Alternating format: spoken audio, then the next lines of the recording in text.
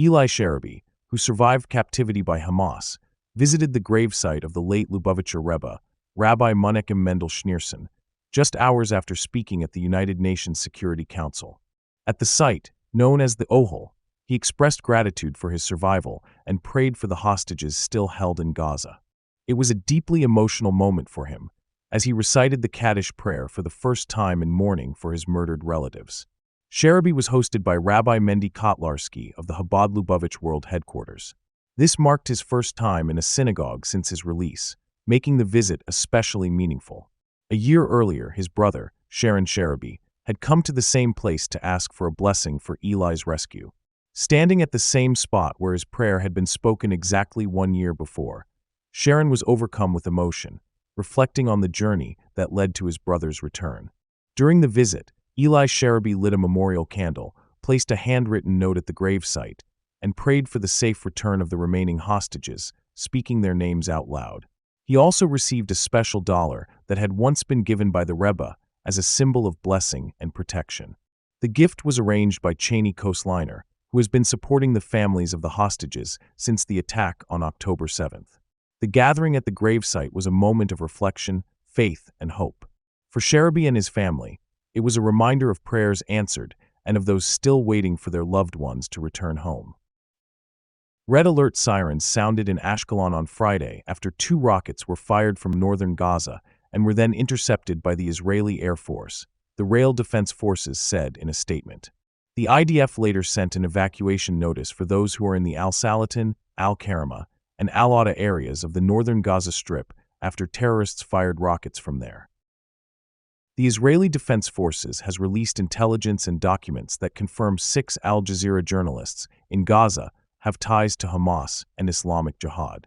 The individuals identified are Honest Jamal Mahmoud al-Sharif, Allah Abdul Aziz Muhammad Salama, Hassam Basel Abdul Karim Shabat, Ashraf Sami Ashur Saraj, Ismail Farid Muhammad Abu Omar, and Talal Mahmoud Abdul Rahman Aruki. One of the journalists, Ismail Farid Muhammad Abu Omar, was injured in Gaza several months ago. The documents confirm his involvement in terrorist activities. Al Jazeera has tried to distance itself from Omar's actions. The documents contain personnel records, training course lists, phone directories, and salary details for terrorists. These records provide clear proof that these individuals are active members of terrorist organizations operating in Gaza. The evidence also highlights the connection between Hamas terrorists and the Qatari Al Jazeera media network. Many of the exposed journalists are involved in promoting Hamas propaganda, especially in northern Gaza. Hamas announced that it is reviewing a proposal from the United States aimed at restoring the ceasefire in Gaza. The proposal, introduced by a special envoy Steve Witkoff, seeks to extend the ceasefire beyond Ramadan and Passover into April, allowing time for negotiations toward a permanent end to hostilities. 3 days after Israel abandoned a 2-month truce, Israeli Defense Minister Israel Katz said military operations had intensified. Air, land, and sea strikes have increased, and civilians in northern Gaza are being moved south.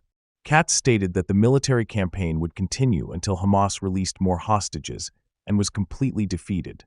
Israeli airstrikes this week resulted in significant damage to Hamas, including the killing of its Gaza government chief and other senior officials. Despite these losses, Hamas is still considering Witkoff's proposal and other options. Its goal is to reach an agreement on prisoner exchanges, end the war, and secure a full Israeli military withdrawal from Gaza. A Palestinian official, speaking anonymously, confirmed that Egypt also proposed a plan, but Hamas has not yet responded.